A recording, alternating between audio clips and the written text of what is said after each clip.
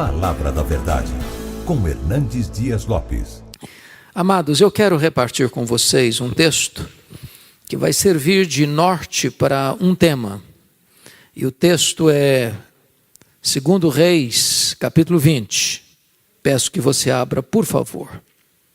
2 Reis, capítulo 20.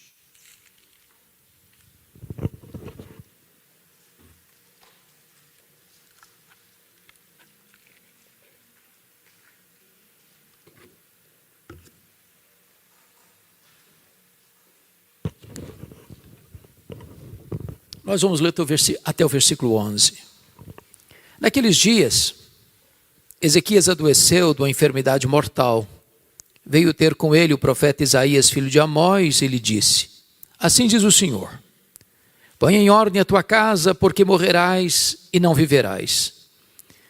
Então virou Ezequias o rosto para a parede e orou ao Senhor, dizendo: Lembra-te, Senhor, peço-te, de que andei diante de ti com fidelidade, com inteireza de coração, e fiz o que era reto aos teus olhos, e chorou muitíssimo. Antes que Isaías tivesse saído da parte central da cidade, veio a ele a palavra do Senhor, dizendo: Volta e dize a Ezequias, príncipe do meu povo: Assim diz o Senhor, o Deus de Davi teu pai: Ouvi a tua oração e vi as tuas lágrimas. Eis que eu te curarei. Ao terceiro dia subirás à casa do Senhor. Acrescentarei aos teus dias 15 anos, e das mãos do rei da Síria te livrarei, a ti e a esta cidade. E defenderei esta cidade por amor de mim e por amor de Davi, meu servo. Disse mais Isaías: Tomai uma pasta de figos, tomaram-na e a puseram sobre a úlcera, e ele recuperou a saúde. Ezequias disse a Isaías: Qual será o sinal de que o Senhor me curará e de que ao terceiro dia subirei à casa do Senhor? Respondeu Isaías: Ser-te-á isto da parte do Senhor como sinal de que ele cumprirá a palavra que disse. Adiantar-se-á a sombra 10 graus ou os retrocederá? Então disse Ezequias: É fácil que a sombra adiante 10 graus. Tal, porém, não suceda. Antes, retroceda 10 graus. Então o profeta Isaías clamou ao Senhor e fez retroceder 10 graus a sombra lançada pelo sol declinante no relógio de Acaz. Amém. Eu quero pensar com vocês sobre o tema investindo nas futuras gerações. Investindo nas futuras gerações. O rei Ezequias começou a governar no reino de Judá com 25 anos de idade. Reinou 29 anos. Morreu com 54 anos. Seu pai foi um monstro. Ele era filho de Acaz, um homem mau, um homem idólatra, um homem que chegou a sacrificar um filho aos deuses pagãos, um homem que encheu Jerusalém de ídolos, que profanou a casa de Deus, que infestou Jerusalém e o reino de Judá de ídolos, de idolatria, que fechou a casa de Deus. Um homem que fez mal à sua nação, que fez errar o seu povo. Ezequias não tinha exemplo, ele não tinha paradigma, ele não tinha modelo na família dele. Ezequias reprova a tese de John Locke, que o homem é uma folha em branco, que ele é produto do meio. Na verdade, o homem não é produto do meio, o meio é que é produto do homem. Não é o meio que corrompe o homem, é o homem que corrompe o meio. Ezequias reprova a tese de John Jacques Rousseau, de que o homem é essencialmente bom. Não, o rei Acaz não era essencialmente bom. Mas apesar de ter uma família completamente desajustada, apesar de ter um pai completamente mau, Ezequias opta por ser um homem diferente. E ele foi um rei piedoso. A ponto da Bíblia dizer que antes dele ninguém foi igual a ele, e depois dele ninguém foi semelhante a ele. Em outras palavras, Ezequias foi um homem singular. Um homem que limpou a casa de Deus da idolatria. Um homem que promoveu reformas importantes, restaurando o fervor espiritual da sua nação. Um homem que abriu a casa de Deus e experimentou um poderoso avivamento. Um homem que, com a bênção de Deus, formou um grande exército conquistador e que acumulou e granjeou fortunas e riquezas e fortaleceu o seu reino. Porém, foi no seu período de governo que a Síria dominou o reino do norte e sitiou e tomou Samaria e levou as 10 tribos do norte para o cativeiro. Também foi no seu governo, 14 anos depois que ele estava reinando, no auge da sua administração, é que 2 problemas gravíssimos lhe aconteceram. Esta mesma Síria, que a essas alturas era o mais poderoso império do mundo, cercou Jerusalém com um forte grupo de soldados, pelo menos 185 mil soldados. A cidade fica sitiada, Jerusalém não tem como preparar uma resistência àquele sítio, àquele cerco tão terrível. E se não bastasse este problema de um cerco militar, de um ataque poderosíssimo, de um exército cruel e expansionista, nessa mesma data, Ezequias enfrenta um segundo problema, uma doença, uma úlcera, que a medicina da época não conseguiu contornar. E ele recebe então a visita do profeta Isaías, mandado pelo próprio Deus, com um ultimato para ele. E o ultimato era este: põe em ordem a tua casa, porque morrerás e não viverás.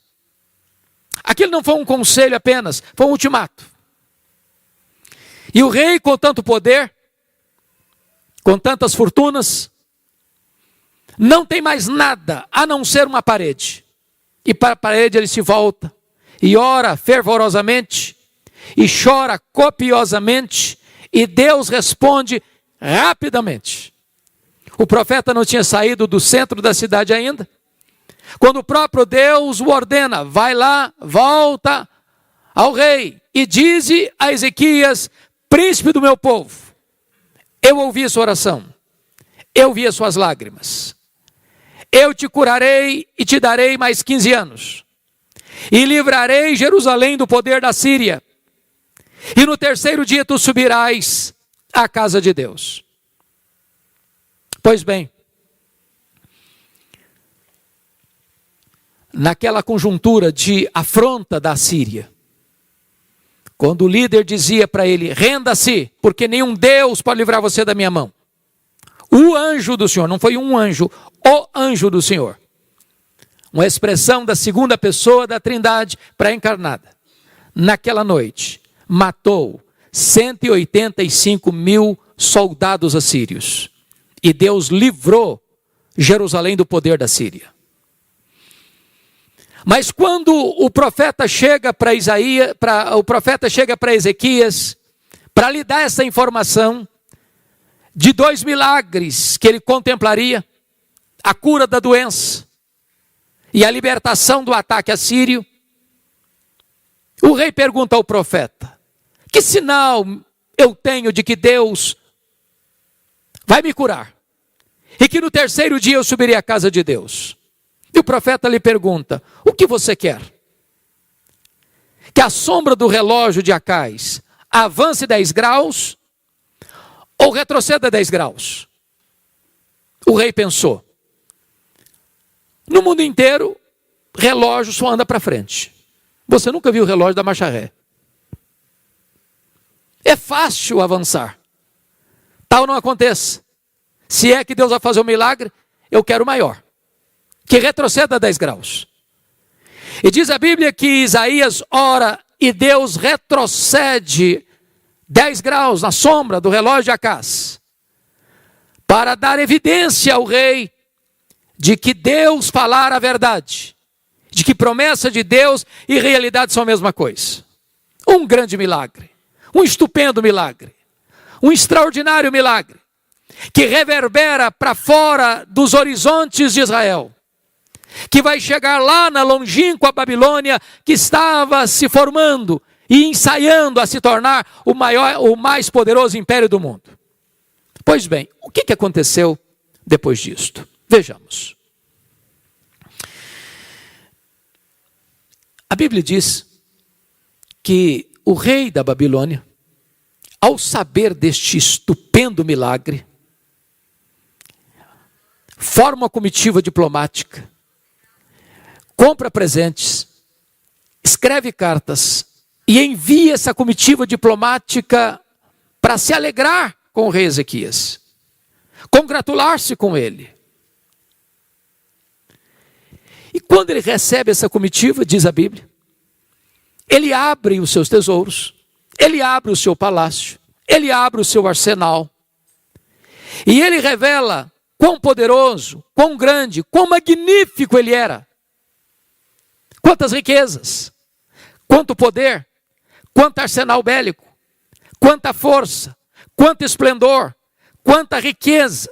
E eu queria que vocês, por favor, conferissem isso comigo, a partir do versículo 12 do texto lido. Nesse tempo, Merodach-Baladã, filho de Baladã, rei da Babilônia, enviou cartas e um presente a Ezequias, porque soube que estivera doente. Ezequias se agradou dos mensageiros e lhes mostrou toda a casa de seu tesouro, a prata, o ouro, as especiarias, os óleos finos, o seu arsenal e tudo quanto se achava nos seus tesouros. Nenhuma coisa houve, nem em sua casa, nem em todo o seu domínio, que Ezequias não lhes mostrasse. Mas o relato de Reis não registra um detalhe que está por trás de toda essa demonstração do seu poder e da sua glória. E eu gostaria que vocês fossem comigo para o segundo livro das Crônicas 32, depois retornaremos para esse texto, porque lá tem uma informação muito importante. Segundo livro das Crônicas 32, por gentileza, a partir do verso 24. Naqueles dias, adoeceu Ezequias mortalmente. Então orou o Senhor, que lhe falou e lhe deu um sinal. Mas não correspondeu Ezequias aos benefícios que lhe foram feitos, pois o seu coração se exaltou, pelo que houve ira contra ele e contra Judá e Jerusalém. Irmãos amados, receber um milagre de Deus é um grande privilégio, mas é também uma grande responsabilidade.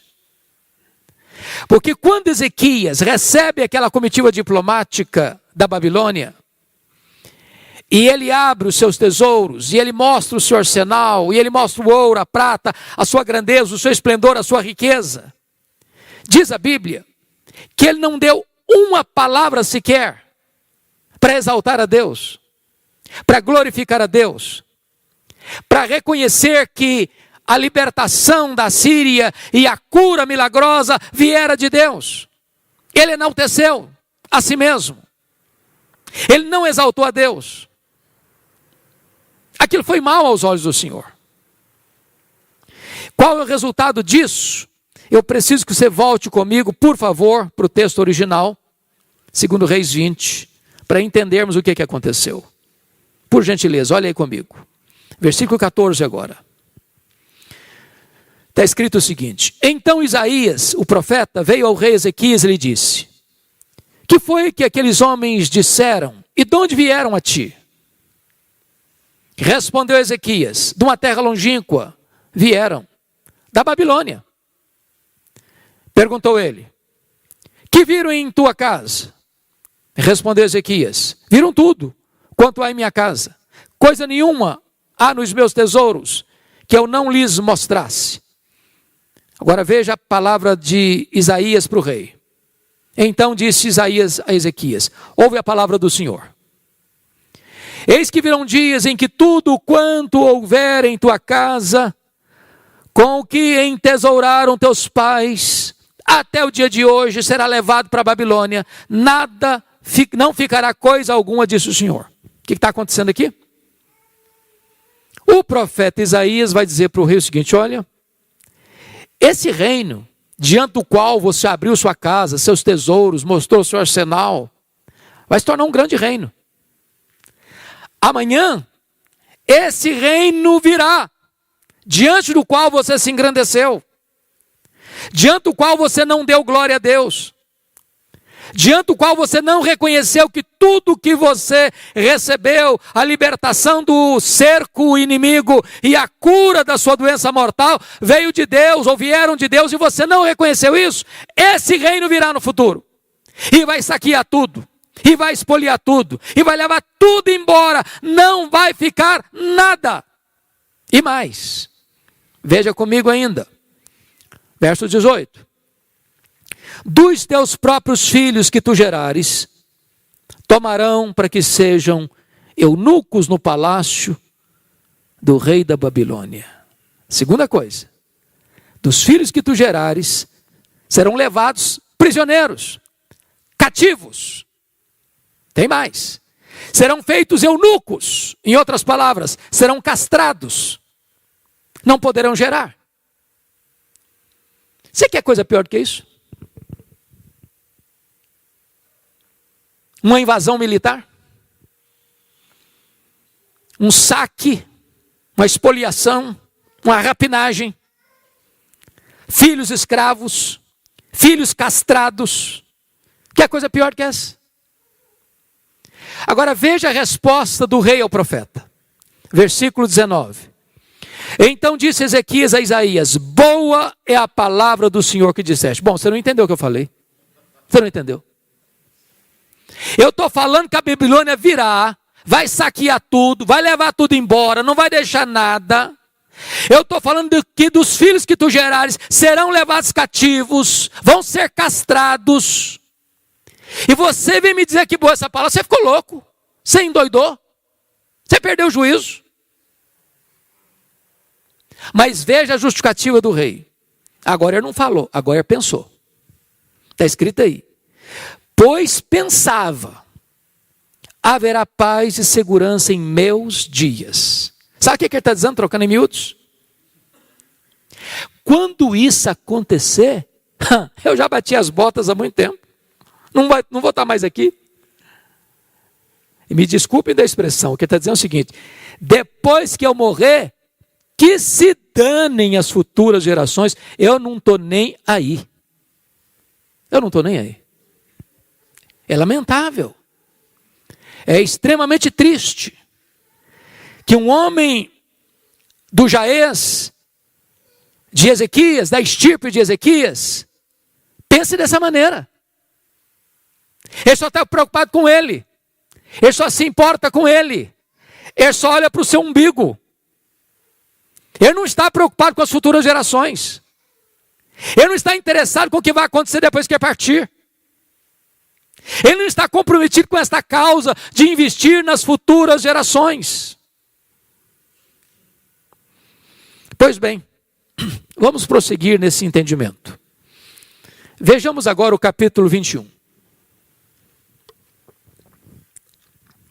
Tinha Manassés 12 anos de idade, porque está escrito aí, no verso 21, do 20, descansou Ezequias com seus pais, e Manassés, seu filho, reinou no seu lugar. Vamos entender agora.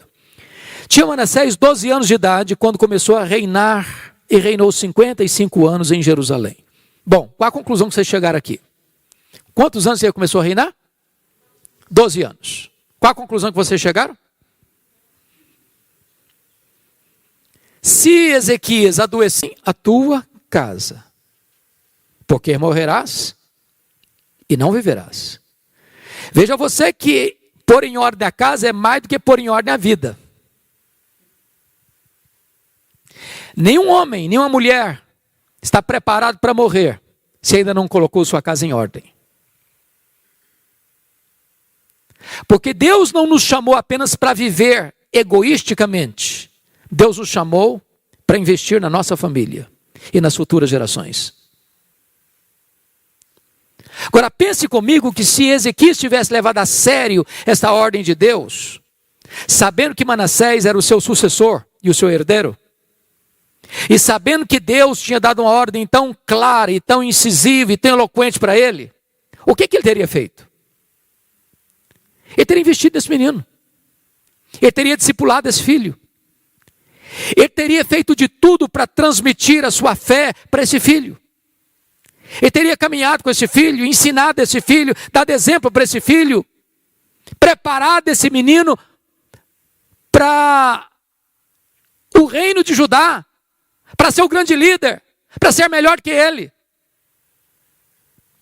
Mas o que aconteceu? Vamos ver.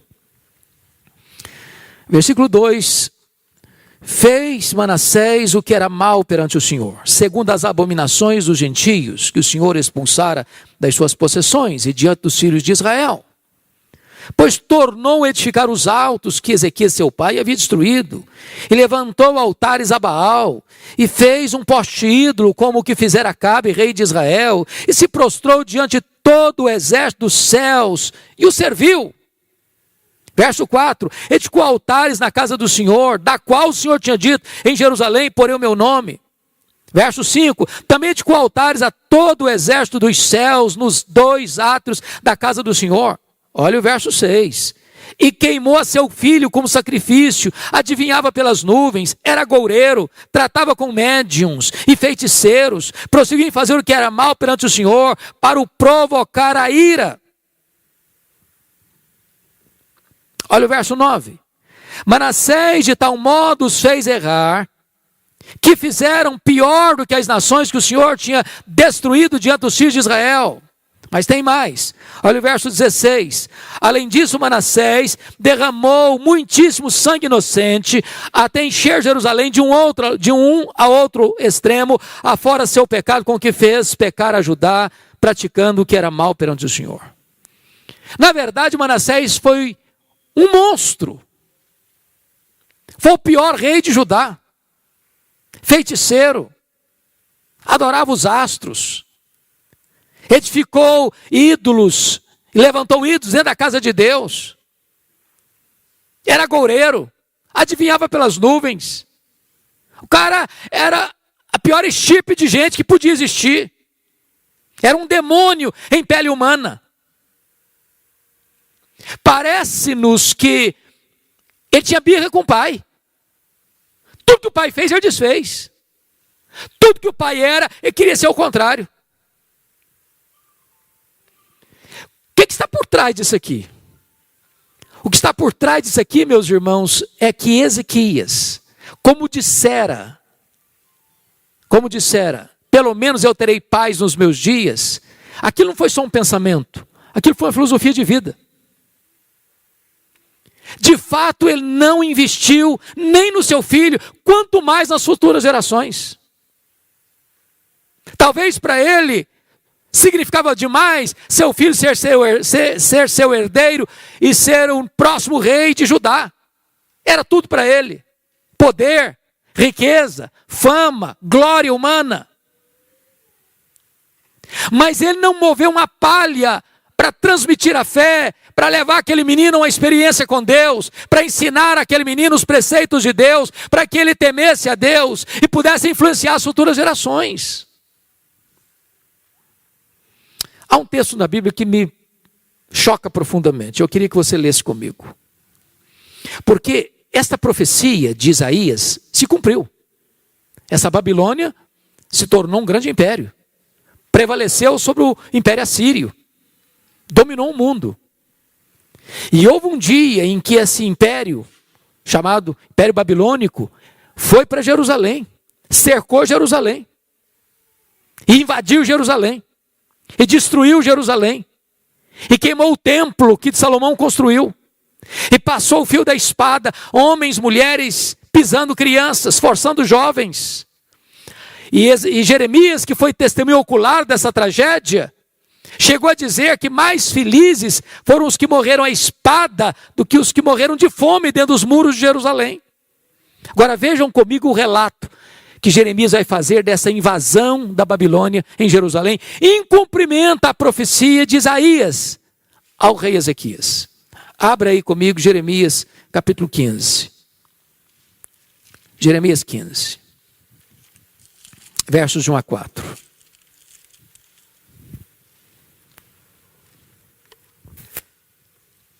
Jeremias foi testemunha ocular dessa invasão.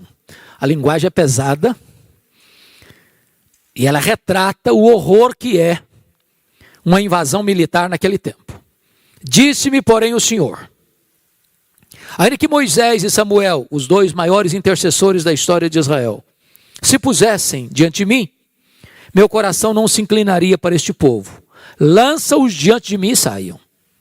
Quando te perguntarem para onde iremos, dir-lhes-ás: assim diz o Senhor, o que é para a morte, para a morte. O que é para a espada, para a espada. O que é para a fome, para a fome. O que é para o cativeiro, para o cativeiro. Porque os punirei com 4 sortes de castigo, diz o Senhor. Com espada para matar, com cães para os arrastarem, e com as aves dos céus e as feras do campo para os devorarem e destruírem. Agora preste atenção no verso 4.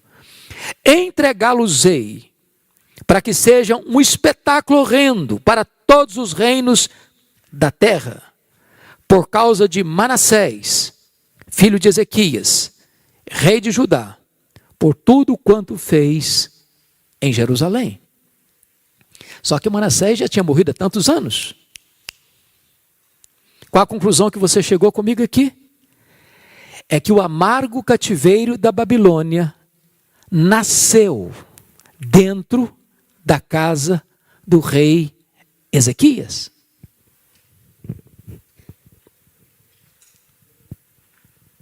Porque Ezequias não levou a sério uma ordem de Deus: ponha em ordem a tua casa.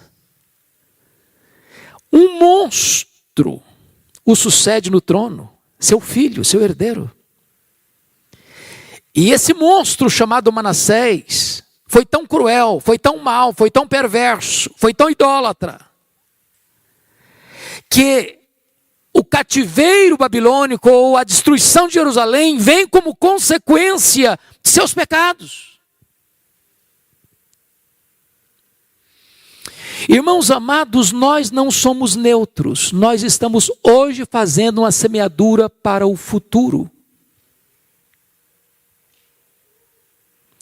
Nós precisamos desesperadamente investir nos nossos filhos, nos nossos netos e nas futuras gerações. Não basta você ser uma pessoa piedosa, você precisa passar o bastão da fé para os seus filhos, para os seus netos, para as futuras gerações.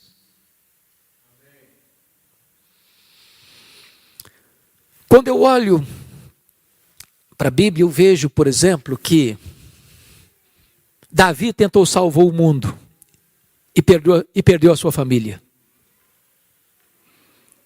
Eu vejo Noé perdendo o mundo, mas salvando a sua família. Alguém já disse que Noé foi o maior evangelista de todos os tempos. Ele levou toda a sua família para a arca. Talvez nós pudéssemos ser instrumentos nas mãos de Deus para salvar o mundo através da nossa família. Quando eu olho para a Bíblia, eu vejo que para algumas pessoas, ou para todos nós, Deus tem um plano bem específico. Por exemplo, qual era o grande projeto de Deus na vida de Moisés? Tirar o povo da escravidão do Egito. Qual era o grande propósito de Deus na vida de Josué? Era introduzir o povo na terra prometida. Qual era o grande propósito de Deus na vida de Davi? Era unificar um reino. Qual era o grande propósito de Deus na vida de Salomão? Era construir o templo para adoração a Deus. Qual era o grande propósito de Deus na vida de Neemias? Era reconstruir a cidade de Jerusalém. Qual era o grande propósito de Deus na vida de João Batista? Era preparar o caminho do Senhor para que ele se manifestasse. Qual era o grande propósito de Deus na vida de Pedro? é que ele abrisse a porta do evangelho para judeus e gentios. Qual era o grande propósito de Deus na vida de Paulo? É que ele levasse o evangelho para longe, para os gentios, para as mais longínquas províncias do Império Romano. Talvez você pergunte, mas qual o propósito de Deus para aquele que nós chamamos de o pai dos crentes? O pai da fé? Abraão. Eu queria que você lesse isso comigo. Olha lá comigo em Gênesis, por favor. Capítulo 18. Isso é magnífico. Gênesis capítulo 18. Versos 18 e 19. Visto que Abraão certamente virá a ser uma grande e poderosa nação, e nele serão benditas todas as nações da terra, porque eu o escolhi para que ordene a seus filhos e a sua casa depois dele, a fim de que guardem os caminhos do Senhor e pratiquem a justiça e o juízo, para que o Senhor faça vir sobre Abraão o que tem falado a seu respeito. Preste atenção nesse detalhe aqui. Eu o escolhi para quê? Olha o propósito. Para quê? Para que o quê? Para que ordene a seus filhos e a sua casa depois dele. Com que finalidade? A fim de que guarde o caminho do Senhor e pratique a justiça e o juízo. Em outras palavras, Deus escolheu Abraão para isso. Para que ele influenciasse os seus filhos, a sua descendência, as futuras gerações. Mas pense comigo só uma coisa aqui. Quando Isaac, o filho da promessa, nasceu, quantos anos tinha Abraão? Quantos? 100 anos. Com que idade Isaac casou? 40 anos. Então quantos anos tem Abraão? 140. A mulher do Isaac, a Rebeca, era estéril. Quantos anos ele orou por ela para que ela fosse curada e concebesse? Quantos? 20 anos. Então, quando o Isaac e a Rebeca receberam 2 bebês em casa, o Esaú e o Jacó, quantos anos tinha Isaac? 60 anos. Quantos anos tem Abraão? 160 anos. Com que idade Abraão morreu? 175. Então, quantos anos Abraão teve para conviver com os netos? 15 anos. Só 15 anos. Como é que você entende isso? Que Deus o escolheu com um propósito de ensinar os seus filhos, a sua descendência, a pôr em Deus a sua confiança e a obedecer os preceitos de Deus. Como assim? Se ele só pôde conviver com os netos 15 anos, os netos bebês e ele já no auge da sua velhice. Talvez nós pudéssemos entender um texto das Escrituras que está em Hebreus, capítulo 11, versículo 13. Eu acho isso incrível. Porque veja você comigo lá, Hebreus 11, 13. Está escrito o seguinte: todos estes, está falando da família patriarcal, todos estes morreram na fé, sem ter obtido as promessas, vendo-as, porém, de longe, e saudando-as, e confessando que eram estrangeiros e peregrinos sobre a terra. É como se eu visse, pastor Juarez, o Abraão na ponta dos pés, olhando para frente, olhando para o futuro, olhando para as nações, olhando para a igreja, olhando para os descendentes, porque todo aquele que crê em Abraão é filho de Abraão, porque os verdadeiros filhos de Abraão não são os que têm o sangue de Abraão correndo em suas veias, mas são os que têm a fé de Abraão habitando em seu coração, e ele estiver saudando a promessa, eu quero que o meu filho, que é aquele que lá em Curitiba, exatamente no mês de maio de 2021, ponha em Deus a sua confiança. Ele é meu filho, ela é minha filha, ponha em Deus a confiança, ponha em Deus a confiança, ponha em Deus a confiança. Este homem está comprometido com as futuras gerações. Bendito seja o Senhor.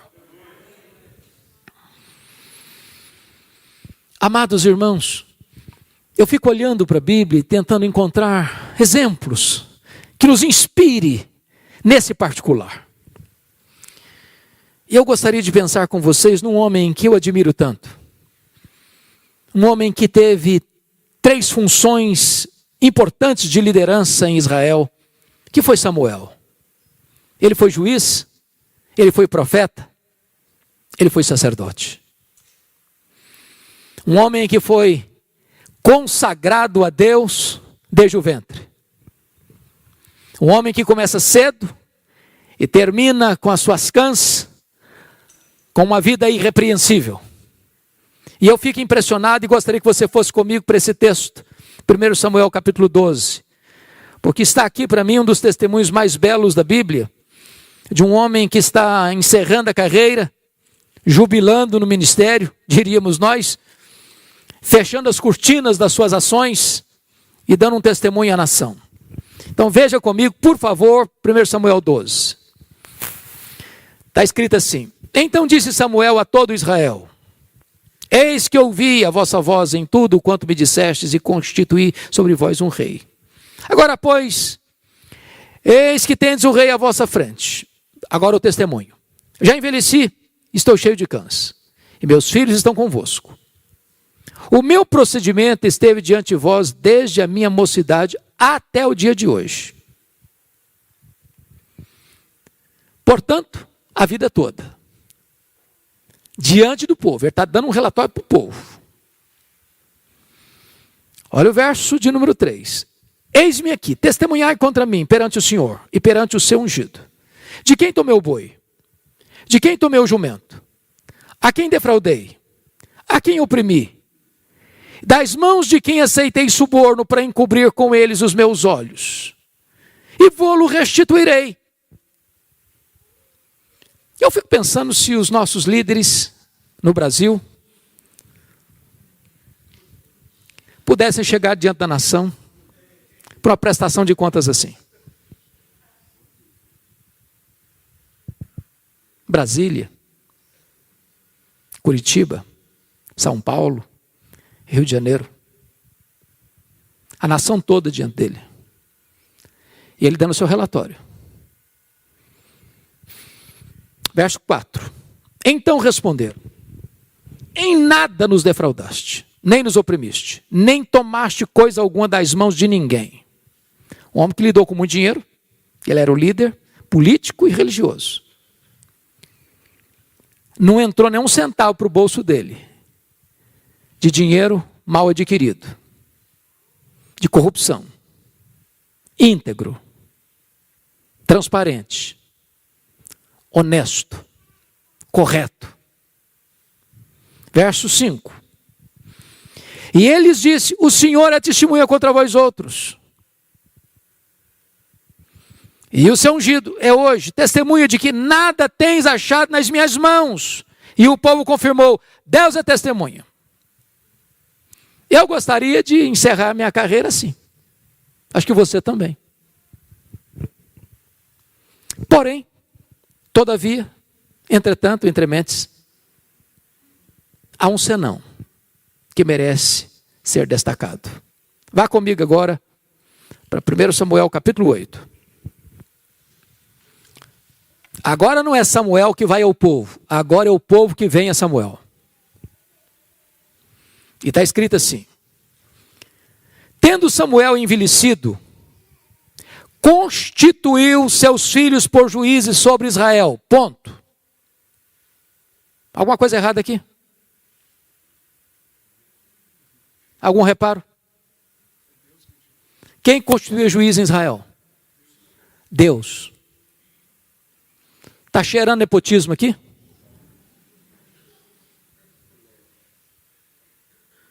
Samuel constitui seus filhos. E via de regra era um juiz. Ele constitui seus filhos. Juízes. Não era competência dele. Percebem vocês que é mais fácil um homem ter sucesso fora de casa do que em casa. É mais fácil construir grande sucesso fora dos portões do que dentro de casa. Talvez a missão da paternidade seja a mais árdua que um homem pode exercer na vida. Mas vamos ver. Versículo 3. Porém seus filhos não andaram pelos caminhos dele, antes se inclinaram à avareza e aceitaram subornos e perverteram o direito. Qual a conclusão que vocês estão chegando comigo aqui? Que o ponto forte de Samuel, integridade, não aceitar corrupção, não pegar dinheiro de forma desonesta, não se enriquecer ilicitamente, foi exatamente a marca dos filhos dele. O contrário dele. Eu fico até imaginando aqueles meninos, vendo o pai mexer com tanto dinheiro, vivendo numa magrela, passando dificuldade, querendo ir no McDonald's, não podia ir. Um tênis de marca não podia comprar. Uma roupa assim mais elegante, não podia. Pai mexendo com dinheiro demais, mas nada entrava no cofre da família. E os meninos pensando, o dia que a gente assumir esse negócio com a gente vai ser diferente.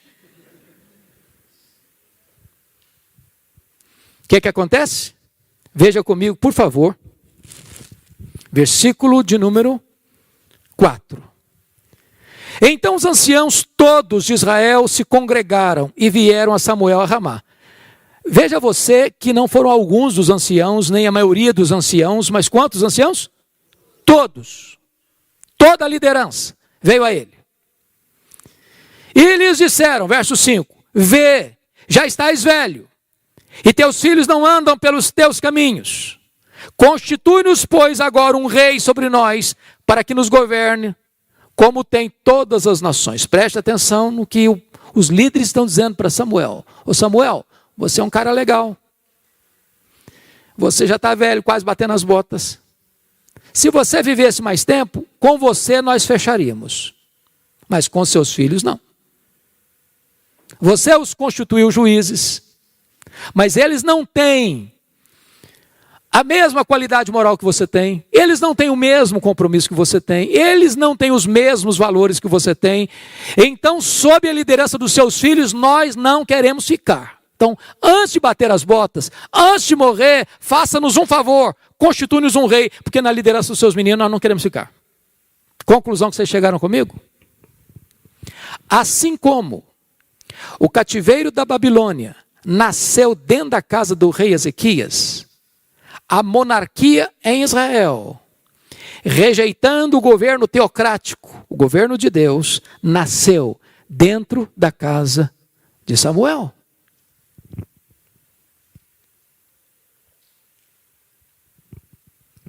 Não basta apenas você andar com Deus, é preciso colocar em ordem a sua casa.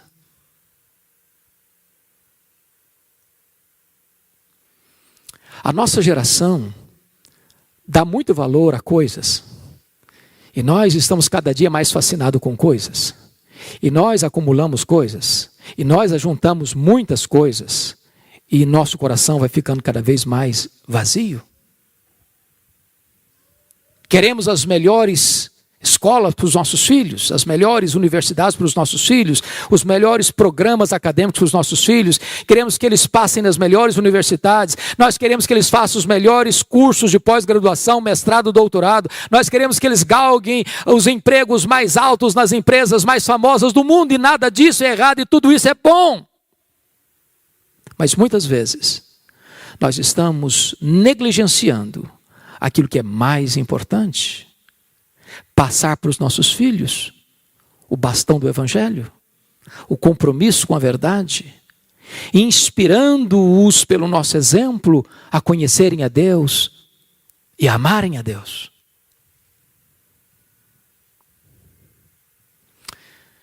Meus irmãos, nós estamos numa corrida de revezamento. Se nós falharmos em transmitir para os nossos filhos, para as futuras gerações, os valores que mexeram e mudaram a nossa história, nós teremos fracassado rotundamente.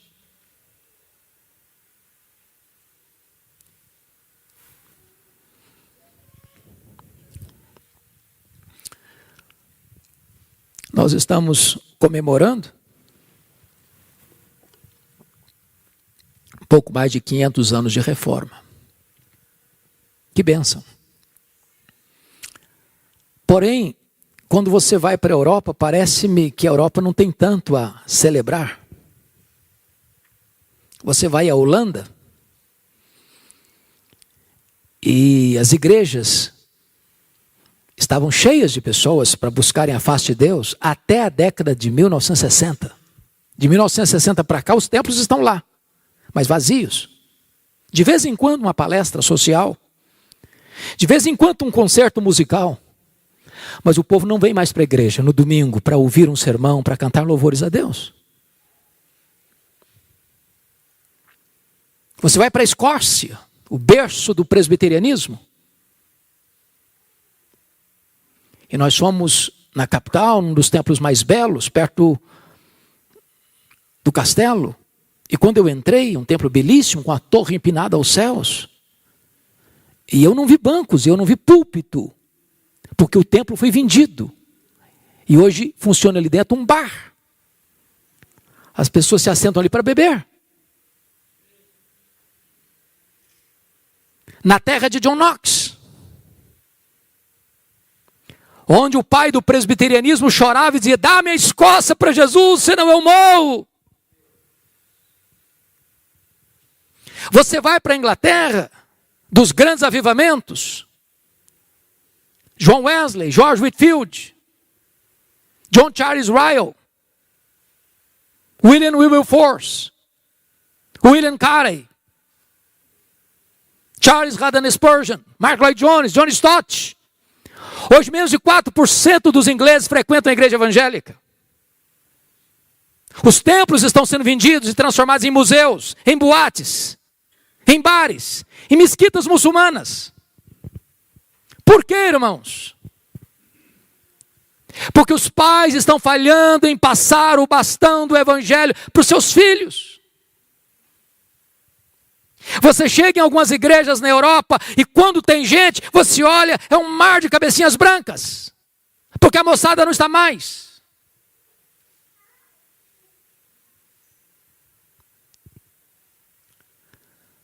No ano que nós comemoramos os 500 anos da Reforma, eu estava lá em Genebra. Fomos num culto num domingo, na igreja onde João Calvino pregava. Tinha até um grupinho razoável. Mas eu olhei. Acho que a idade mínima era de 60 anos. Cadê a juventude? Onde estão as crianças?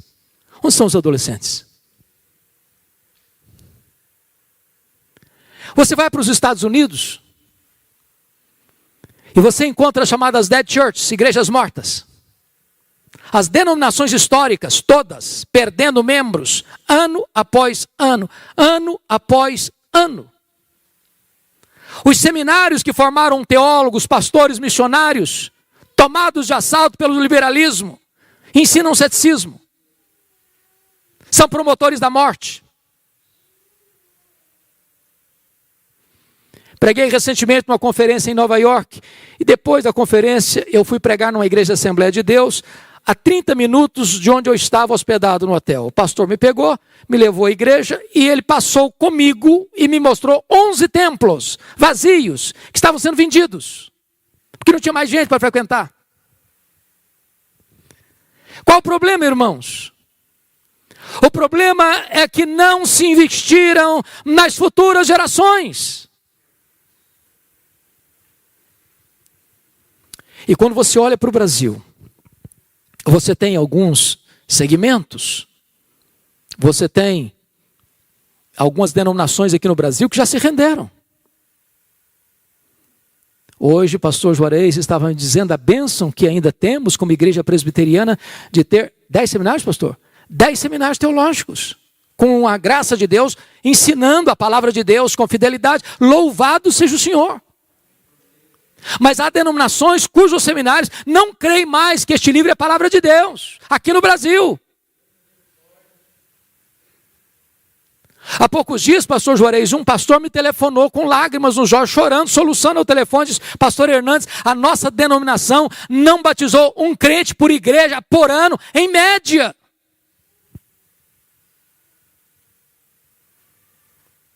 Você olha para o Brasil e você vê mega templos lotados, hiperlotados, mas não tem evangelho. Não se prega sobre a graça, não se prega sobre a justificação pela fé, não se prega sobre arrependimento, não se prega sobre vida eterna, não se prega sobre a fé salvadora, não se prega sobre as verdades benditas. Onde não tem evangelho, não tem o Deus da palavra. Você olha para o Brasil e você vê igrejas ortodoxas, louvado seja Deus, mas que também estão vivendo uma espécie de ossificação da ortodoxia. Não tem fervor, não tem brilho nos olhos, não tem calor no coração. E a moçada começa a olhar para a incoerência, para a inconsistência, dizendo, não é isso que eu quero. Então, amados, eu não vejo um assunto mais urgente do que este, para a família refletir. Nós precisamos estar comprometidos com as futuras gerações. As futuras gerações. Quando eu vejo a Bíblia, eu noto que aquela geração que saiu do Egito morreu no deserto. Eram 600 mil homens, fora mulheres e crianças, segundo alguns estudiosos, 2 milhões de pessoas. Todas elas morreram no deserto, exceto 2 pessoas, Josué e Caleb. A segunda geração que nasceu no deserto é que entrou na terra prometida. Ninguém entrou na terra prometida, exceto Josué e Caleb, com menos de 40 anos, com mais de 40 anos. Geração jovem. Mas diz a Bíblia que a terceira geração que nasceu na terra prometida não conhecia Deus mais. Falharam em obedecer ao que Deus havia orientado. Estas palavras que hoje te ordeno, amarás, pois o Senhor teu Deus de todo o coração, de toda a tua alma, de todo o teu entendimento, amarás, estas palavras estarão no teu coração e tu as inculcarás aos teus filhos, falando para eles no levantar, no deitar, no caminhar. Ou seja, basta 3 gerações para uma igreja perder o rumo. Posso estar equivocado, mas parece que os nossos avós foram mais crentes que os nossos pais. Parece que os nossos pais foram mais crentes do que nós. Parece até que nós estamos sendo mais crentes que os nossos filhos. Se Deus não tiver misericórdia, e se nós não nos empenharmos, pode ser que nas futuras gerações os filhos da fé se desencaminhem. E eu queria concluir, levando vocês a 2 textos. O primeiro deles, Salmo 78, por favor. E eu termino aqui.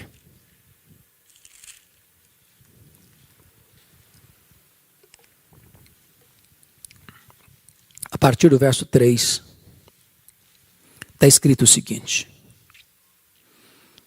o que ouvimos e aprendemos, o que nos contaram nossos pais. Que privilégio, irmãos. Você ser um filho e uma filha que escutou dos seus pais o evangelho. Deixa eu fazer uma perguntinha diagnóstica aqui. Quem aqui nasceu num lar evangélico? Por favor, levante a mão. Bendito seja Deus, vocês são muito privilegiados. Eu também tive esse privilégio. Você ouviu. Deram a você não só a mamadeira, mas deram a você o leite da piedade desde a sua infância.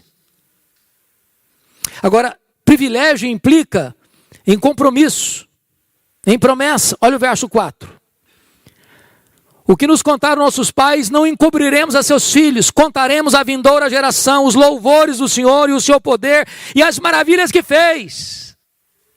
Não retenha este evangelho só para você. Fale para os seus filhos, fale para as futuras gerações, conte para eles o que Deus fez na sua vida, os milagres de Deus, a providência de Deus, como Deus escuta a oração, como Deus é fiel, como Deus é bom, como Deus livrou você de apertos. Conta para os seus filhos.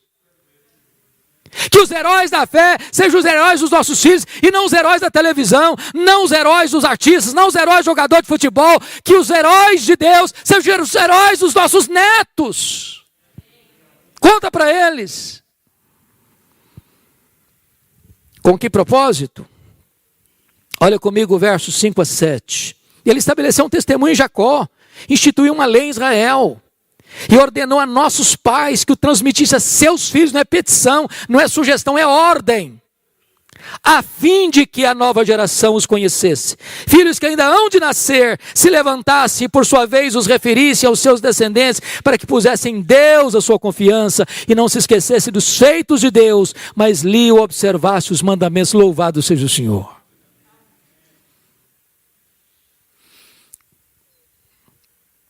Oh, amados irmãos, como isso é solene. Como isso é solene. E eu queria fazer um apelo aos papais, às mamães, aos avós. Vamos dedicar mais tempo aos nossos filhos, aos nossos netos. Vamos falar. Vamos testemunhar. Vamos chorar por eles, orar por eles. Nós não geramos filhos para a morte, nós não geramos filhos para o cativeiro. Nossos filhos são herança de Deus, nossos filhos são filhos da promessa. Não vamos desistir deles, não vamos abrir mão de vê-los salvos, de vê-los cheios do Espírito Santo, para que a geração de amanhã, a igreja de amanhã, seja mais viva, mais operosa, mais cheia do Espírito Santo que a igreja de hoje. Mas eu quero concluir com o testemunho do apóstolo Pedro. Eu fico impressionado, queridos irmãos, que Pedro foi um camarada que teve a sua morte profetizada. Não é simples esse negócio não, né? Porque Pedro um dia disse para Jesus assim: Senhor, por ti darei minha vida. Aí ele negou Jesus. Aí Jesus vai restaurar o Pedro e restaura. Aí Jesus diz assim para Pedro: Pedro, você lembra aquele dia que você falou que daria a sua vida por mim? Lembro sim, Senhor. Pois é, Pedrão, você vai dar a sua vida por mim. Vai ser agora não, quando você ficar velho. E eu vou até lhe dizer, você vai ser crucificado. Você vai estender as mãos, vão cingir você. Mas com esse gênero de morte, você vai me glorificar. Você vai glorificar a Deus. Está lá em capítulo 21 de João. Versículos 18 e 19. Está escrito assim: em verdade te digo que quando eras mais moço, te cingias a ti mesmo e andavas por onde querias. Quando porém fores velho, estenderás as mãos e outro te cingirá e te levará para onde não queres. E a explicação é dada no verso 19. Disse isto para significar com que gênero de morte Pedro havia de glorificar a Deus. Depois de assim falar, acrescentou-lhe: segue-me! Eu não sei quanto a vocês, mas se eu soubesse que tipo de morte eu ia ter, ainda mais uma morte dolorosa como crucificação, ia ser um negócio complicado, não? Você estava deitado lá, tirou na soneca e vinha aqui pensando: olha, você vai morrer e vai ser crucificado. Eu pregava um sermão abençoado, Deus convertia as pessoas e vinha aquele negócio na cabeça: você vai morrer e vai ser crucificado.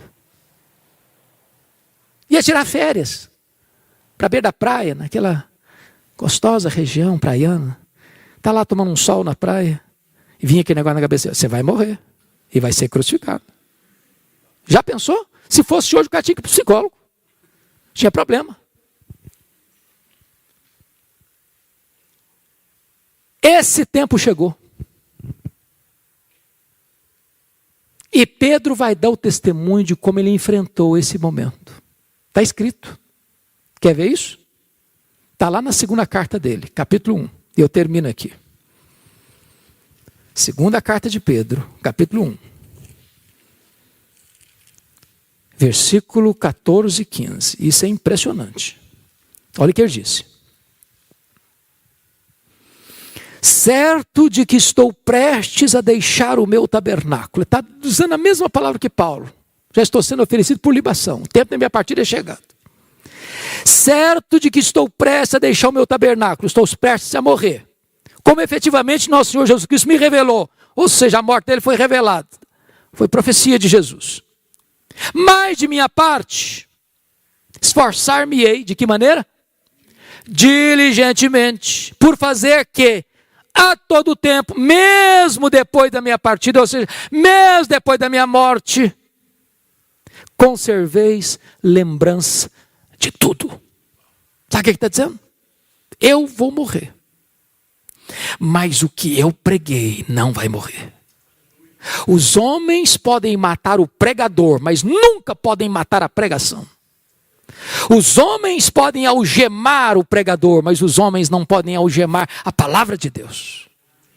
Ele está dizendo, eu vou morrer, mas o que eu ensinei para vocês vai ecoar, e vai ecoar, e vai ecoar, e vai alcançar as futuras gerações. E depois de 20 séculos, aqui no templo da Igreja Presbiteriana de Curitiba, nós ainda somos influenciados pelas palavras de Pedro. Elas reverberam até hoje ao nosso coração.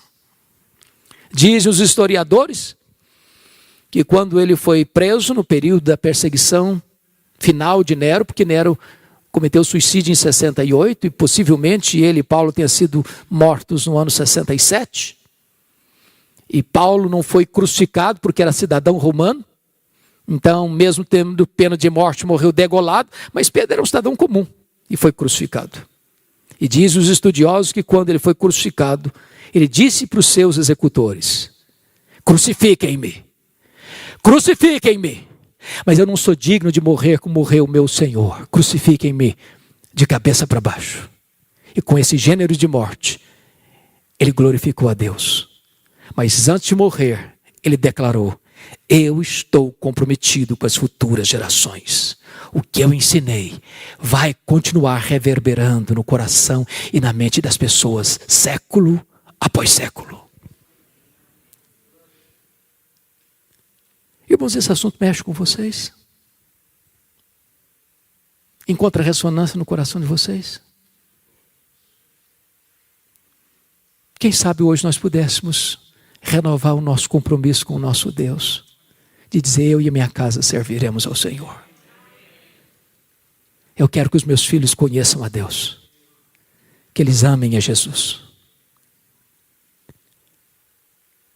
Eu quero que os meus filhos sejam bem-sucedidos em todas as áreas da vida, mas sobretudo que eles conheçam a Jesus.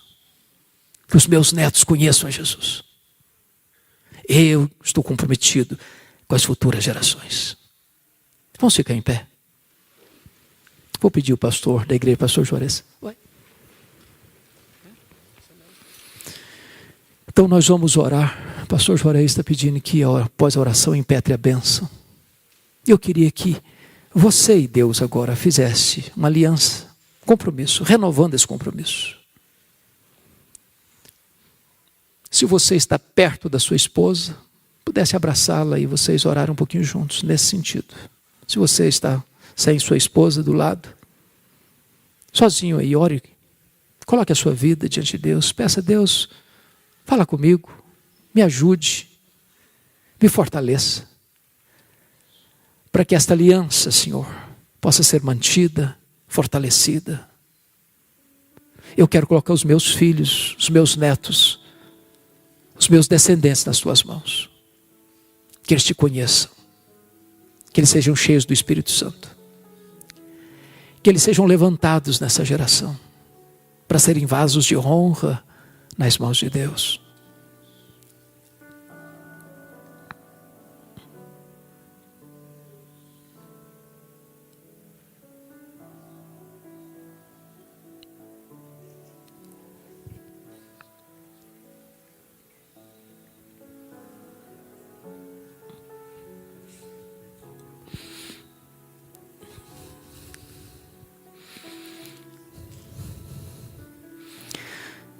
Ó Deus querido,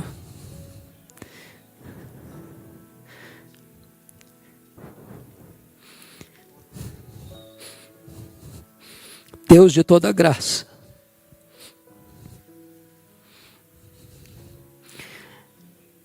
por amor do teu nome, volta o teu rosto para nós. Aqui está o teu povo, Senhor. As ovelhas do teu pastoreio, a quem tu amas.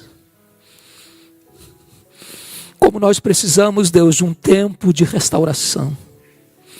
Restauração na nossa vida, restauração no nosso casamento, restauração na nossa família, restauração dos nossos filhos, dos nossos netos. Meu Deus, fortaleça a família. Aqueles filhos que já estão firmes na fé, preserva-os. Aqueles que estão claudicantes, meu Deus, fortaleça-os. Aqueles que se desviaram da igreja e se afastaram do redil, como pródigos, traze-os de volta, Senhor. Meu Deus, como nós poderíamos entrar na arca, sabendo que um filho nosso ficou fora dela? Como nós poderíamos entrar naquela casa, naquela noite fatídica, sabendo que um primogênito nosso estava fora do alcance do sangue do Cordeiro? Ah, meu Deus, salva os nossos filhos, alcance-os com a tua graça. Não permita que nós descansemos até ver os nossos filhos alcançados pela tua graça salvadora. Ajuda-nos, Senhor. Ajuda-nos. Fortaleça a nossa fé. Dá-nos a bênção de olhar como Abraão para as futuras gerações. E rogar que elas ponham no Senhor a sua confiança. Ah, meu Deus, nos ajude a ver tempos novos de refrigério da tua parte, de um sopro do teu Espírito, sobre a tua casa, sobre a tua igreja, sobre as famílias. Tempo de salvação, tempo de restauração, tempo de cura, tempo de volta para ti, tempo de quebrantamento na tua presença, tempo de renovo da tua parte, Senhor. Colocamos a nossa vida nas tuas mãos, a nossa casa nas tuas mãos, os nossos filhos, os nossos netos, os nossos descendentes nas tuas mãos, para que eles sejam levantados como colunas do teu santuário, para serem homens e mulheres cheios do Espírito Santo, para o louvor da tua glória, em nome de Jesus. Aleluia. Amém. Que a graça do Senhor Jesus Cristo, que o amor de Deus, o nosso Pai, e que a comunhão do Espírito Santo sejam sobre vós e sobre todo o povo de Deus, agora e sempre. Amém.